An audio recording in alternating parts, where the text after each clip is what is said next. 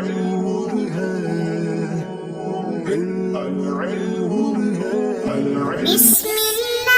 الرحمن الرحيم. اللهم صل على سيدنا ومولانا محمد أفضل صلواتك بعدد معلوماتك وبارك وسلم وصل عليه. بسم الله الرحمن الرحیم. عزیز طلباء کرام، مختارات من ادب العرب سے بحمد اللہ تعالی آج ہمارا سبق نمبر 36 ہے، اور جو مضمون پچھلے درس سے شروع ہوا تھا ابتلاء کعب بن مالک رضی اللہ تعالی عنہ، آج اس کا دوسرا حصہ پیش کرنے جا رہے ہیں. تو بڑھتے ہیں اپنے سبق کی طرف. پچھلے درس میں ہم نے پڑھا کہ حضور صلی اللہ علیہ وسلم جب بھی کسی جہاد اور غزوہ کے لیے جاتے تو توریہ فرماتے، یعنی اگر جانا مشرق کو ہوتا تو مغرب کا ذکر کرتے، شمال کو جانا ہوتا تو جنوب کا ذکر فرما دیتے، اور ہم نے کہا کہ اسے توریہ کہتے ہیں. لیکن یہاں پر چونکہ سفر بھی بہت دور تھا، موسم بھی انتہائی سخت گرمی کا تھا، اور پھل وغیرہ بھی وہ بالکل تیار ہو کر پکنے والے تھے، اس وجہ سے حضور صلی اللہ علیہ وسلم نے صحابہ کرام کو صراحتاً جس سمت جانا تھا اس کے بارے میں تصریح فرما دی، اور سفر کے بارے میں ضروری تیاری کرنے کا آپ صلی اللہ علیہ وسلم نے ارشاد فرمایا. تو کعب بن مالک رضی اللہ عنہ فرماتے ہیں کہ نبی علیہ السلام کے ساتھ اس سفر میں بہت سارے صحابہ کرام مسلمان وہ شامل تھے، اتنی زیادہ تعداد تھی. وَلَا يَجْمَعُهُمْ كِتَابُ حَافِظٍ يُرِيدُ الدِّيوَانَ، یعنی کثرت کی وجہ سے کسی کتاب نے ان کو جمع نہیں کیا، ہر ایک کے فردن فردن نام کسی کتاب، رجسٹر، دیوان وغیرہ نے مرتب نہیں کیے. قال کعب، حضرت کعب رضی اللہ تعالیٰ عنہ فرماتے ہیں فما رجل يريد ان يتغيب الا ظن انه سيخفى له ما لم ينزل فيه وحي اللہ. اگر کوئی شخص جہاد سے اس غزوہ سے غائب رہنا چاہتا تو اس کو یہی خیال رہتا کہ اس کا معاملہ مخفی رہے گا، اللہ یہ کہ وحی کے ذریعے سے، یعنی اللہ جل شانہ وحی کے ذریعے سے حضور صلی اللہ علیہ وسلم کو اطلاع فرما دے. اس غزوہ کے تعداد کے بارے میں یہ 10,000 سے لے کر 30,000 بلکہ 40,000 تک کی بھی روایات اس میں آئی ہے. تو اس وجہ سے اتنے کثیر تعداد میں لوگوں کے ہونے کی وجہ سے ایک آدھ بندے کا پتہ نہ چلنا بھی وہ بعید نہیں تھا. وغزا رسول اللہ صلی اللہ علیہ وسلم تلک الغزوة حین طابت الثمار والظلال، اور آپ صلی اللہ علیہ وسلم نے یہ غزوہ اس وقت کیا جب پھل بالکل پکے ہوئے تھے اور درختوں کے سائے بھی پسندیدہ تھے.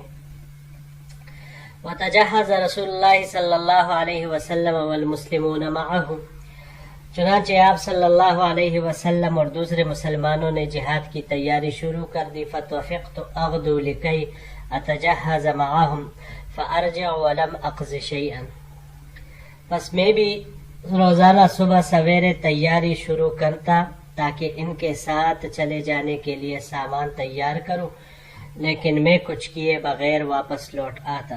فاقول فی نفسی وانا قادر علیہ، بس میں اپنے آپ سے کہتا کہ میں قادر ہوں، جب بھی چاہوں تیاری کر لوں گا. فلم یزل یتمادى بی حتی اشتد الناس الجد، میرے ساتھ معاملہ اسی طرح ہی چلتا رہا یہاں تک حتی اشتد بالناس الجد، یہاں تک کہ لوگوں نے محنت اور مشقت کر کے تیاری پوری کر لی. فاصبح رسول اللہ صلی اللہ علیہ وسلم والمسلمون معه ولم اقض من جہازی شیئا، بس حضور صلی اللہ علیہ وسلم صبح کے وقت مسلمانوں کو لے کر جہاد کے لیے روانہ ہو گئے اور میں نے اب تک کچھ بھی تیاری نہیں کی تھی. فقلت اتجهز بعده بيوم او يومين ثم الحقهم، میں نے اپنے آپ سے کہا کہ میں 1-2 روز میں تیاری کر کے پھر نکل جاؤں گا اور ان کے ساتھ شامل ہو جاؤں گا. فغدوت بعد ان فصلوا لاتجهز، فرجعت ولم اقض شيئا.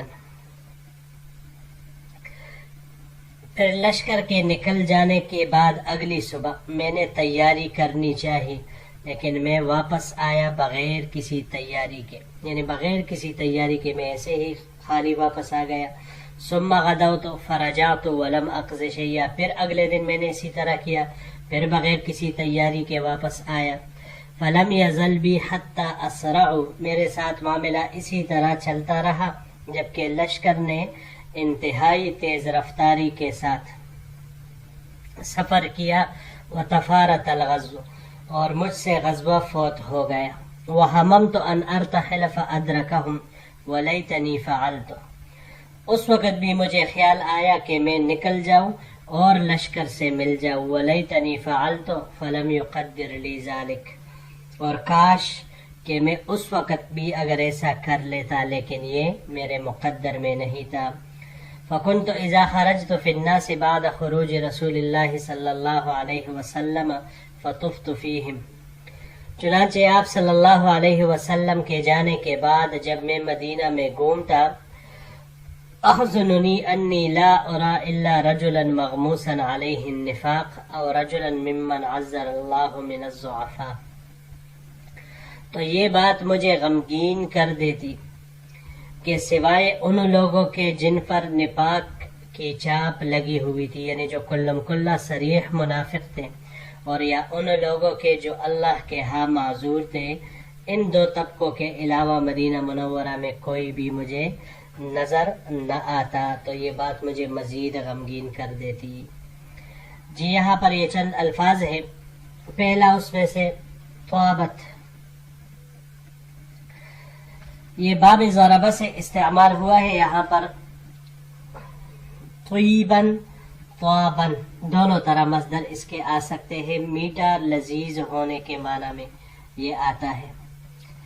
اس کو اگر ہم باب افعال پر لے جائے تو باب افعال سے اطابتاً خوش کلام کرنے کے معنی میں آئے گا، اور اگر باب مفاعلہ سے ہم اس کو لے لیں مطایبتاً تو پھر یہ ہنسی مذاق کرنے کے معنی میں آتا ہے. اگلا لفظ یتمادہ مدیہ سے ہے. یہ باب تفاعل سے تمدین انگڑائی لینے کے معنی میں آتا ہے. یہاں پر یہ باب تفاعل سے استعمال ہوا ہے. تمادین باہم مل کر کھینچنے کے معنی میں یہ آتا ہے. حتی اشتدہ، اشتدہ شددہ، یہ باب افتعال سے یہاں پر استعمال ہوا ہے. اشتدادن تیز ہونے کے معنی میں، قوی طاقتور ہونے کے معنی میں یہ آتا ہے. اگلا لفظ تفارتہ، فرطہ سے ہے. باب نصرہ سے فروطن مصدر اس کا آتا ہے آگے بڑھنے کے معنی میں. اس کو اگر ہم باب افعال سے لے لیں افرط یفرط افراطن تو حد سے بڑھ جانے کے معنی میں، جیسے اردو میں ہم کہتے ہیں افراط اور تفریط سے کام لینا. باب تفعیل سے تفریطن یہ متفرق کرنے کے معنی میں آتا ہے. یہاں پر یہ باب تفاعل سے استعمال ہوا ہے تفارطن آگے بڑھنے کے معنی میں. اور اس کے علاوہ اس کو ہم باب مفاعل باب انفعال سے بھی لے سکتے ہیں انفراطن. تو انفراطن اس کا پھر معنی کھلنا کا آئے گا، کھلنا اس معنی میں. مغموسن غمسہ سے ہے، غمسہ باب ضربہ اور سمعہ سے غمسن حقارت کرنے یا عیب لگانے کے معنی میں یہ آتا ہے. اور باب سمعہ سے اس کا مصدر غمسن بھی آ سکتا ہے. غمسن میم کے حرکت کے ساتھ آنکھ کا کیچڑ والی ہونا، اس معنی میں یہ آئے گا. اور اس کے علاوہ اس کو ہم باب افتعال سے بھی لے سکتے ہیں اغتماسن حقیر جاننے کے معنی میں پھر یہ آئے گا. جی بڑھتے ہیں اگلے سلائیڈ کی طرف. ولم يذكرني رسول الله صلى الله عليه وسلم حتى بلغ تبوكا فقال وهو جالس في القوم بتبوك ما فعل كعب. تمام راستے آپ صلی اللہ علیہ وسلم نے میرا تذکرہ تک نہ کیا حتیٰ کہ آپ صلی اللہ علیہ وسلم تبوک پہنچ گئے اور آپ صلی اللہ علیہ وسلم لشکر کے درمیان تبوک میں بیٹھے ہوئے تھے کہ آپ صلی اللہ علیہ وسلم نے میرا پوچھا کہ کعب کو کیا ہوا. فقال رجل من بنی سلمہ، تو بنی سلمہ میں سے ایک شخص نے جواب دیا یا رسول اللہ حبسہ برداہ ونظرہ فی عطفیہ، کہ اے اللہ کے رسول ان کو ان دو چادروں نے اپنے دونوں کندھوں کے درمیان دیکھنے یعنی ان پر نظر ڈالنے سے روک دیا. مطلب اس وقت وہ خوشحال ہے، اس وقت اس کے پاس چادریں دو اوڑے ہوئے ہیں اور بس وہ اسی کو دیکھ کر اسی میں ہی خوش ہوتا رہتا ہے. یہ عرب استعمال کرتے تھے اس وقت. فقال معاذ بن جبل، حضرت معاذ بن جبل رضی اللہ تعالیٰ عنہ نے جواب دیا بئس ما قلت، کہ یہ تم نے بری بات کہی. واللہ یا رسول اللہ ما علمنا علیہ الا خیرا فسکت رسول اللہ صلی اللہ علیہ وسلم.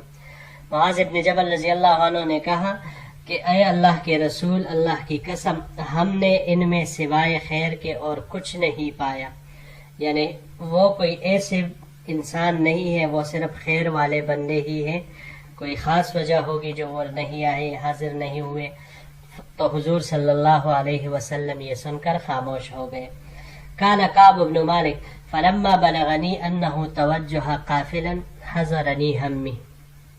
کعب بن مالک رضی اللہ تعالیٰ عنہ فرماتے ہیں کہ جب مجھے یہ خبر پہنچی کہ رسول اللہ صلی اللہ علیہ وسلم واپس تشریف لا رہے ہیں تو مجھے تشویش ہونے لگی.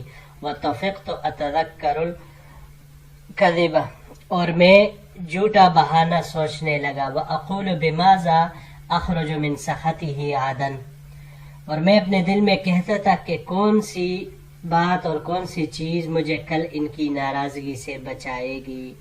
مطلب یہ کہ میں کون سا ایسا بہانہ تراشوں، کون سی ایسی بات آپ صلی اللہ علیہ وسلم کے سامنے رکھ دوں جس سے میں ان کی غصے اور ناراضگی سے بچ جاؤں. وَاسْتَعَنْتُ عَلَى ذَلِكَ بِكُلِّ ذِي رَأْيٍ مِّنْ أَهْلِي، اور اس معاملے میں نے اپنے اہل میں سے ہر ذو رائے سے مدد بھی حاصل کی، یعنی ان سے بھی رائے طلب کی، مشورہ چاہا کہ میں آگے کیا کروں کل. پھر یہاں پر یہ دو لفظ ہے عطفے، اس سے مراد یہ عطفہ رجل عرب کہتے ہیں مرد کے دونوں پہلو، لیکن مراد اس سے متکبر ہونا ہوتا ہے. مفرد اس کا عطفن آتا ہے، بغل کو کہا جاتا ہے، کنارے کو کہا جاتا ہے. من سخطہ، سخطہ یہ باب سمع سے سخطن، مصدر اس کا غضبناک ہونے کے معنی میں آتا ہے. اور اگر اس کو ہم باب تفاعل سے لے لیں تسخطن تو پھر